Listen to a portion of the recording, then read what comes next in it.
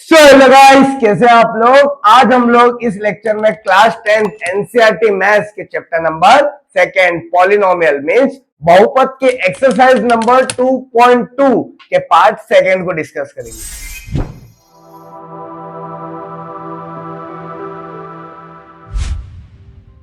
बेटा आज के इस लेक्चर में हम लोग सेकंड टाइप ऑफ क्वेश्चन को डिस्कस करेंगे। मींस मैंने कहा था ना कि 3 टाइप ऑफ क्वेश्चंस होते हैं पॉलिनोमियल के अंदर। अगर आपको जीरोस निकालना है तो आपको 3 टाइप के क्वेश्चन मिलेंगे। सबसे इजी हमने लास्ट लेक्चर में डिस्कस कर लिया है, जहां पर दोनों जीरोस क्या निकले थे, हमारे सेम निकले थे। क्या निकले थे? सेम निकले थे। अब आज का जो इस लेक्चर है, इसके अंदर जो हम जीरोस निकालने वाले हैं जिस पॉलिनोमियल से, उसमें एक की वैल्यू हमेशा 0 आएगी और एक की कोई अदर अल्टरनेट नंबर आने वाला है। देखिए आज का जो लेक्चर रहने वाला बेटा, उसमें हम लोग क्या डिस्कस करेंगे। जैसे कल वाले लेक्चर में हम लोगों ने ये वाला क्वेश्चन डिस्कस किया है ना। ये किस फॉर्म में था? ये इस फॉर्म में था, ax² प्लस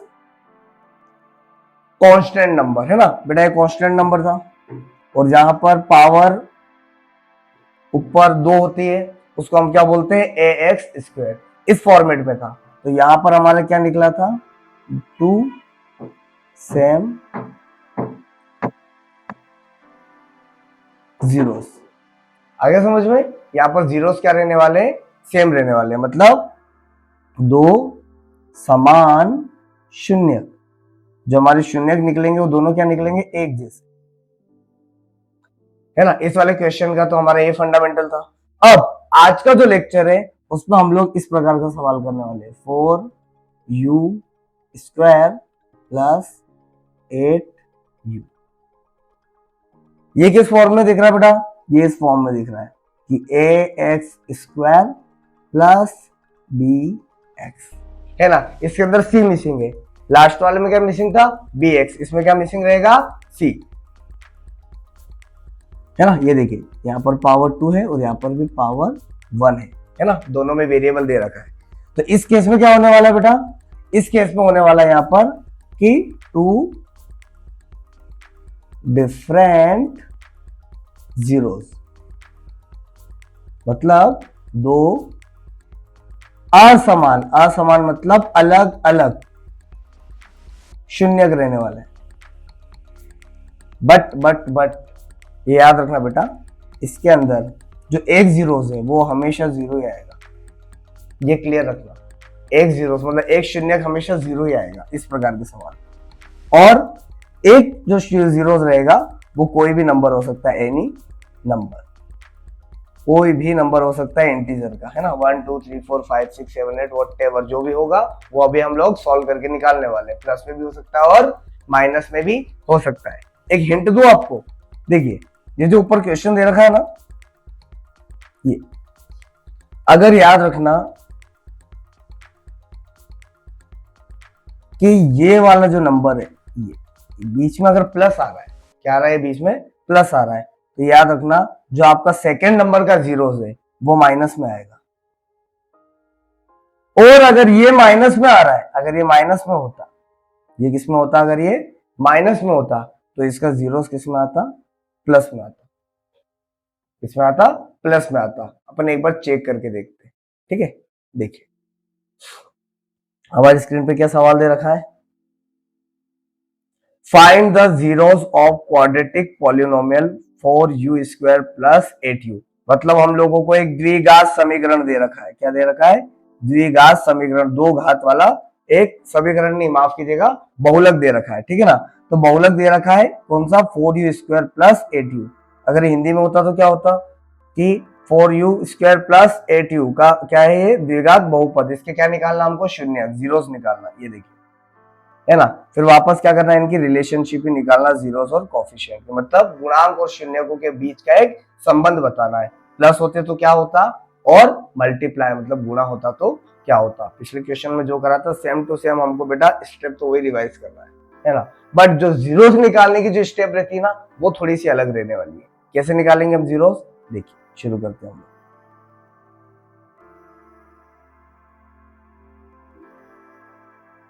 एक चीज हम लोग पहले कंफर्म कर लेते बेटा, यहाँ पे ये देखिए A X square plus 8u sorry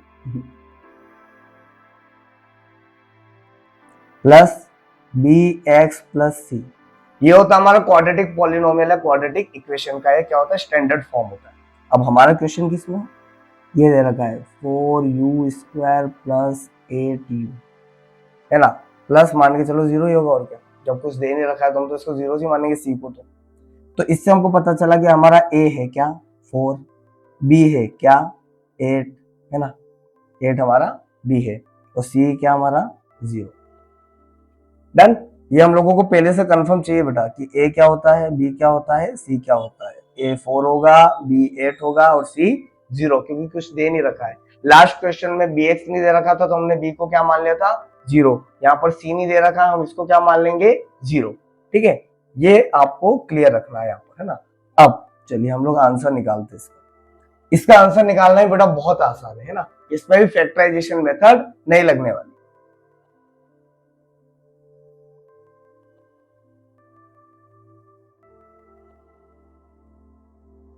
answer number 1 है ना, ये शायद फोर्थ क्वेश्चन है ना 2.2 के क्वेश्चन नंबर 1 के अंदर जो 6 क्वेश्चन दे रखे हैं उसमें से चौथे नंबर का क्वेश्चन यही बेटा, है ना, इसी टाइप का क्वेश्चन। देखिए उत्तर क्रमांक 1 लिखेंगे।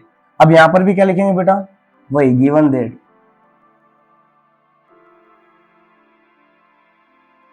गिवन दैट मतलब दिया है, क्या दिया है बेटा, एक क्वाड्रेटिक पॉलिनोमियल, ये इसको उठा के चेपना बेटा इस लाइन, है ना। हालांकि नीचे मैंने प्रेजेंटेशन आपको प्रॉपर दे रखी है, आपको बिल्कुल दिक्कत नहीं आने वाली है, आप निश्चिंत रहिएगा।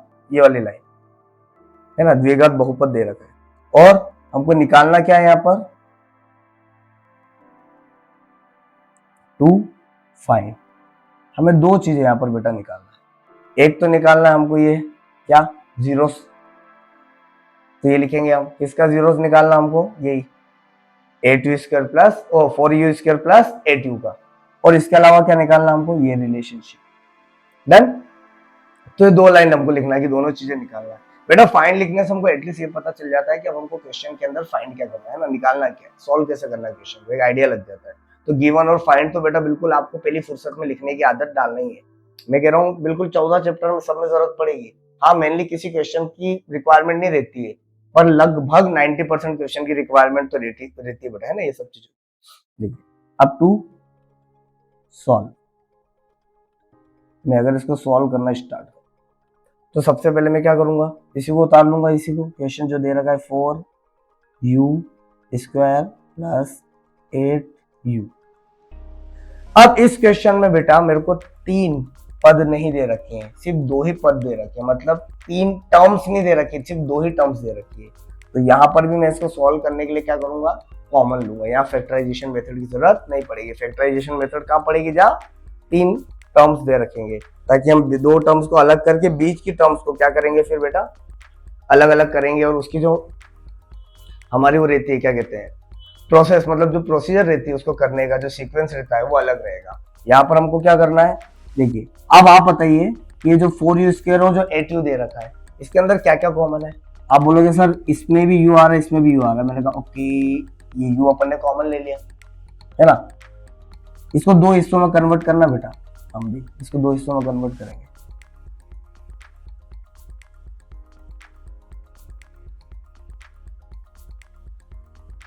है ना, इसमें से क्या निकालेंगे, u कॉमन ले लिया, डन। और क्या क्या कॉमन ले सकते हैं सर, इसमें 4 आ रहा है इसमें 8 आ रहा है, मतलब 4 के टेबल में तो आ रहा है ना, तो यहाँ पर हमने 4 को भी कॉमन ले लिया। 8 में से 4 निकाल देंगे तो कितने बचेंगे, लास्ट टाइम सीखा था हमने, ये देखिए 8 2, फिर यहाँ पर 4 बचेगा, फिर 2, फिर यहाँ 2 बचेगा, फिर 2, फैक्टर निकाला हमने तो 2 2 जा 4, तो 4 अगर हमने बाहर निकाल लिया 8 में से तो अब कितना बचेगा, 2 बचेगा। तो बेटा ये जो 8u दे रखा है ना, ये जो हमको 8u दे रखा है ना, इसमें से हमने u भी एक तरफ हमने बाहर निकाल लिया, 4 भी निकाल लिया, तो यहाँ पर कितना बच रहा है हमारा 2 बच रहा है। क्या बच रहा है, 2 बच रहा है, सिर्फ 2 बच रहा है। और यहाँ पर भी 4u स्क्वायर में से 4 निकाल लिया, एक u निकाल लिया, तो यहाँ पर क्या बच रहा है, u बच रहा है, बस यहां अगर आपने कॉमन निकालना अच्छे से सीख लिया या अच्छे से निकाल लिया तो लगभग मान के चलिए आपका क्वेश्चन तो हो ही गया, 50% तो हो ही गया, ठीक है ना। अब क्या करेंगे, यहाँ पर वही लिखेंगे कि हमको क्या निकालना है, इनके जीरोस, क्या निकालना है, जीरोस। तो इनकी वैल्यू जीरो तभी होगी जब हम इनके इक्वल में क्या रखेंगे, जीरो रखेंगे। तो मैं 4u बराबर भी जीरो रख देता हूं और u प्लस 2 बराबर भी जीरो रख देता। क्यों, क्योंकि इनकी वैल्यू जीरो निकालना हमको है ना, इनकी वैल्यू जीरो ही है। तो अब क्या करेंगे, u equal to zero upon में 4, जो 4 इधर मल्टीप्लाई हो रहा था इधर जाके क्या हो गया, डिवाइड हो गया। और यहां पर भी जो 2 यहाँ प्लस हो रहा था वो इधर जाके क्या हो जाएगा, माइनस हो जाएगा। फिर अब आपको पता ही है कि जीरो के नीचे कोई सी वैल्यू रख दो, आंसर क्या आएगा, हमेशा जीरो ही आएगा। तो ये पहला जीरो निकल गया हमारा, है ना। और अब यहां पर भी अगर जीरो में से 2 को माइनस करेंगे तो माइनस का 2 ही आने वाला है ना। मतलब -2 को कोई कम ही नहीं कर पाया क्योंकि आगे जीरो था। डन। तो मैंने क्या कहा था बेटा कि इस प्रकार के सवाल में एक जो जीरोस होता है, एक जो शून्यक होता है वो जीरो ही आएगा। आगे हमारा ये देखो, है ना, और एक अदर नंबर आएगा प्लस माइनस में कोई सा, ठीक है। फिर एक चीज और क्या बोली थी मैंने कि अगर ऊपर अगर ये प्लस में होता है, मतलब ये जो नंबर है ये प्लस में होता है, तो जो सेकेंड वाला जीरो है वो किस में आने वाला है बेटा, ये देखो माइनस में आएगा। दोनों चीजें कंफर्म हो गई। माइंड सेट लेकर चलना है ना। एग्जाम में इतना सोचने का टाइम नहीं बेटा, एक सिली सी मिस्टेक आपके पूरे नंबर उजाड़ देगी, है ना। एक तो 2 नंबर का ही आता है, ऊपर से आप और मिस्टेक करके आ गए, क्या आएगा आपको फिर मिलेगा, है ना। गिवन और फाइंड के नंबर तो देंगे नहीं अगर आप सब कुछ ही गलत कर दोगे तो 2 जीरोस आ गए। अब क्या करेंगे हम लोग, इसकी रिलेशनशिप निकाले, है ना। 2 ही रिलेशनशिप है इसकी, कौन कौन सी, एक तो होगी सम ऑफ जीरोस, मतलब शून्यकों का योग। डन। और एक क्या होती है रिलेशनशिप हमारी, एक क्या संबंध होता है शून्यकों के बीच में, ये जो शून्यक रहते हैं उनको हम गुणा करते हैं, दोनों को, शून्यकों का गुणनफल, मतलब प्रोडक्ट ऑफ जीरोस। डन। बेटा ये जीरोस आपको दिख रहा है आपको, ये एक है अल्फा और ये दूसरा है बीटा, है ना। मतलब जो हमारी अल्फा की वैल्यू है वो है 0 और बीटा की वैल्यू है वो है -2। ये आप लोगों को याद रखो, है ना। अब देखिए यहाँ पर क्या होने वाला है, पहले क्या कर लेते हैं, इसको 2 पार्टीशन कर देते हैं इसका। डन। अब सम ऑफ जीरोस, मतलब शून्यकों को जोड़ना पड़ेगा, तो alpha plus beta, alpha plus beta को कैसे डिनोट करना हमको, -b/a, है ना। और प्रोडक्ट ऑफ जीरोस को कैसे लिखते हैं हम, अल्फा इंटू बीटा, तो अल्फा इंटू बीटा किसके इक्वल होता है, c/a के, है ना। किसके अपॉन में होता है, c के अपॉन में a होता है। अब हम लोगों ने क्या इस पॉलिनोमियल के एबीसी निकाल रखे, यस, ये देखिए हम लोगों ने ऑलरेडी इस पॉलिनोमियल के एबीसी निकाल रखे। ए क्या है 4, बी क्या है 8 और सी क्या है 0। बी क्या था हमारा 8 था। डन। ए क्या था हमारा 4 था। सी क्या था हमारा 0, ए क्या था हमारा 4। अब यहाँ पर अल्फा और बीटा भी क्या दे रखे हैं, अल्फा क्या था हमारा 0, बीटा क्या है हमारा -2, है ना। तो यहाँ पर भी 0 इंटू -2। डन। अब बताइए मेरे को कि ये प्लस माइनस तो माइनस हो जाएगा, तो 0 - 2 तो -2 ही रहेगा, और यहाँ पर 4 से ये कट जाएगा 8 कितनी टाइम, 2 टाइम, तो यहाँ पर भी ये -2 रहेगा। तो -2 इज इक्वल टू -2, तो मतलब यहाँ पर जो LHS है वो क्या हो रहा है बेटा, हमारे RHS के बराबर है ना। यहाँ तो हमारी जो कंडीशन है फुलफिल है कि दोनों साइड क्या हो रहे हैं, हमारे बराबर हो रहे हैं। अब यहाँ पर भी एक बार देख लेते हैं यहाँ क्या हो रहा है। 0 का -2 में मल्टीप्लाई करोगे तो 0 तो बेटा सबको 0 कर देता है ना। 0 से अगर आप किसी को भी डिवाइड करो या मल्टीप्लाई करो वो उसको क्या कर देगा, 0 कर देगा। देखो यहाँ मल्टीप्लाई करा तो भी 0 और यहाँ डिवाइड करा तो भी 0। तो यहाँ पर भी क्या हो गया हमारा LHS बराबर RHS, दोनों इक्वल हो गए हमारे। अब क्या करना बेटा, जब दोनों इक्वल हो गए तो हमने क्या लिख देना यहाँ पर, हैंस वेरीफाइड, है ना। क्या लिखते हैं इसको हिंदी में, अतः सिद्ध हुआ, ठीक है ना। अतः मतलब फाइनली, इसीलिए, है ना। ये देखिए इस क्वेश्चन को सॉल्व कैसे करना है ना। इसको पॉज करके आप लोग लिख लीजिएगा, वरना लास्ट में तो आपको वैसे भी इसकी प्रेजेंटेशन की स्लाइड मिल जाएगी, है ना। ये हमारा हैंड रिटन है इसलिए आप लोग देख लीजिए हमने स्टेप बाय स्टेप क्या क्या करा।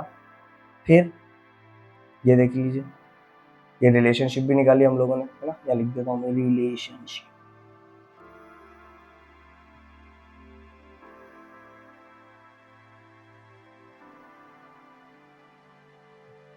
है ना। अब ये देखिए ये दे रखा है आपको आंसर, है ना। पहले क्या करा हम लोगों ने, इसमें ये गिवन लिखा, मैंने कहा था ना ये वाली लाइन लिखना पड़ेगी आपको, एक क्वाड्रेटिक पॉलिनोमियल। फिर फाइंड में क्या लिखना है, जीरोस निकालना। हम जीरोस किसका निकाल रहे हैं, इसी नंबर का निकाल रहे हैं, और रिलेशनशिप बताना दोनों के बीच की। ये देखिए रिलेशनशिप बताना है। उसके बाद हमने शुरुआत करी यही पॉलिनोमियल लेकर, दोनों को 2 पार्ट में लिखा, जिससे हमें पता चला कि एक जीरो हमारा आ रहा है 0 और एक आ रहा है -2। तो एक को मान लिया अल्फा और एक को मान लिया हमने बीटा मान लिया, है ना। अब इसके बाद हम लोगों को क्या करना चाहिए, इसकी रिलेशनशिप निकालना थी। तो यहाँ हम लोगों ने ABC निकाल लिए, ये A हो गया, ये B हो गया, और जो नहीं दे रखा था उसको C मान लिया। C को क्या मान लिया हमने, 0। अब ये प्लस का फॉर्मूला, ये मल्टीप्लाई का फॉर्मूला, LHS और RHS दोनों तरफ क्या आ रहे हैं, बराबर आ रहे हैं, तो मतलब वेरीफाई हो गया, है ना। ये हमारा आंसर था। अब हिंदी मीडियम में भी दिया है एक द्विघात बहुपद, है ना। क्वाड्रेटिक पॉलिनोमियल को क्या बोलते हैं हम, द्विघात बहुपद। फिर इसी के शून्यक निकालो और शून्यक और गुणांकों के बीच का क्या करो, गुणांकों, हम की बिंदी रख गई थी, है ना, मैंने लगा दी। शून्यकों और गुणांकों के मध्य जो संबंध है उसका क्या करना पड़ेगा, सत्यापन करना पड़ेगा, है ना बेटा। हमने जो जीरोस निकाले वो सही है कि नहीं, हमने जो जीरोस निकाले वो सही है कि नहीं है, इसलिए हम सत्यापन करते बेटा। अगर हमारे जीरोस हमने जो निकाले अगर वो सही नहीं है तो कभी भी LHS और RHS बराबर नहीं होगा। क्यों, क्योंकि ABC निकालना तो आसान है, उसको तो हम देखकर ही निकाल सकते हैं, और जो जीरोस निकाले हैं वो सही है कि नहीं है, इसीलिए हम वेरिफिकेशन करते बेटा, है ना। कभी अगर आपसे पूछा जाए कि आप वेरिफिकेशन करते क्यों, तो आपको क्या बताना है कि जो हमने जीरोस निकाले, हमने जो शून्यक निकाले हैं वो सही है कि नहीं है। अगर सही होंगे तो नीचे LHS और RHS बराबर आ जाएगा, और नहीं होंगे तो नहीं आएगा। अगला फिर क्या करा हमने, पॉलिनोमियल रखा, उससे क्या निकाले, जीरोस निकाले, एक 0 निकला और एक -2 निकला, है ना। एक को हमने अल्फा मान लिया और एक को हमने बीटा मान लिया, है ना। अब इसका सत्यापन करना है तो A, B और C निकाल लिया हमने। तो ये देख लो, ये योग हो गया और ये क्या हो गया, हमारा गुणनफल हो गया, है ना। यहाँ पर हमने क्या करा, दोनों जो शून्यक थे उनका योग करा और यहाँ पर शून्यकों का गुणा करा हमने, ठीक है। तो दोनों के LHS और RHS यहाँ पर भी बराबर हो गए। लास्ट में हमने लाइन में क्या लिख दिया बेटा, यहाँ पर अतः सत्यापित हुआ, है ना। यही हमारा आंसर रहेगा।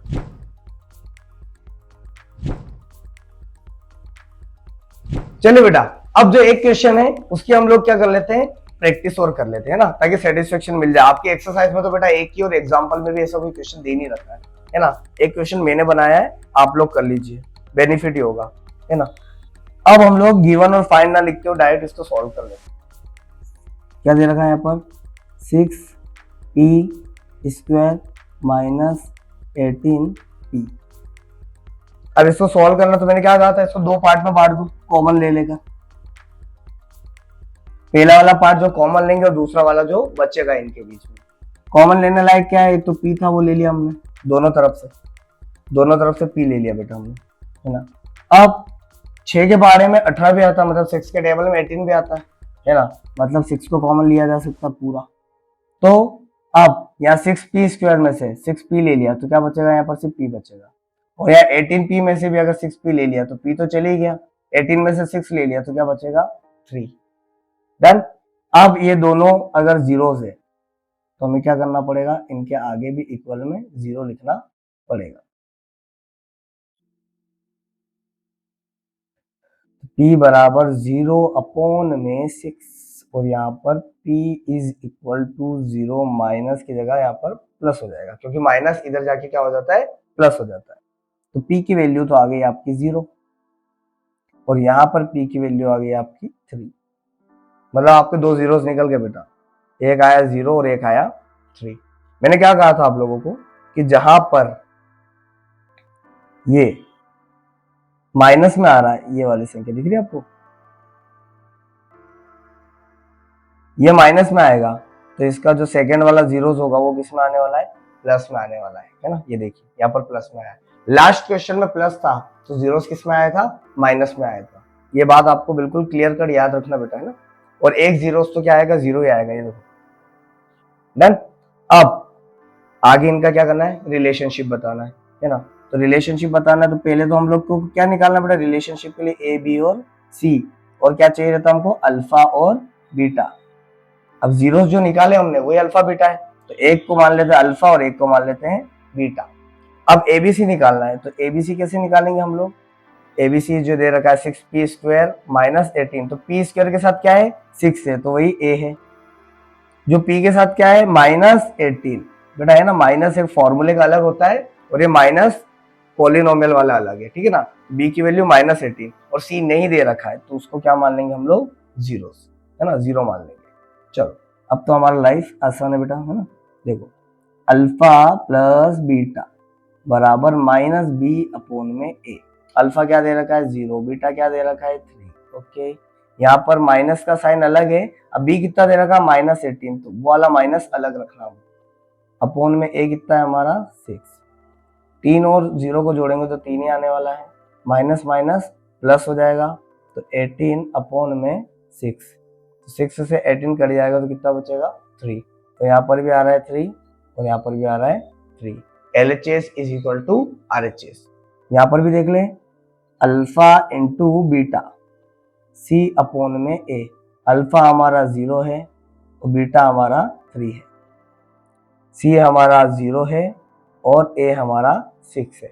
अब 0 से 3 को मल्टीप्लाई करोगे तो भी 0, और 0 से 6 को डिवाइड करोगे तब भी 0।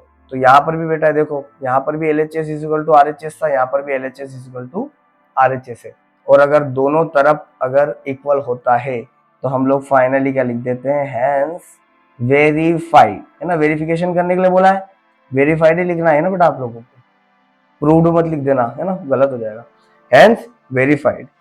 प्रूव मतलब क्या होता है, जो चीज दी रखती है हम उसको बताते कि वो चीज वैसे क्यों है ना। प्रूव हमने चैप्टर नंबर 1 में करा है। और वेरीफाइड क्यों करते हैं, कि जो हमने आंसर निकाला है, जो हमने शून्यक निकाले, जो हमने जीरोस निकाले, है ना, जो हमने जीरोस फाइंड किए हैं वो सही फाइंड किए या नहीं किए, इस चीज के लिए हम लोग क्या करते हैं, वेरिफिकेशन करते हैं। मैंने क्या कहा था, अगर आपके जीरोस गलत गया तो बेटा आपका वेरिफिकेशन भी गलत हो जाएगा।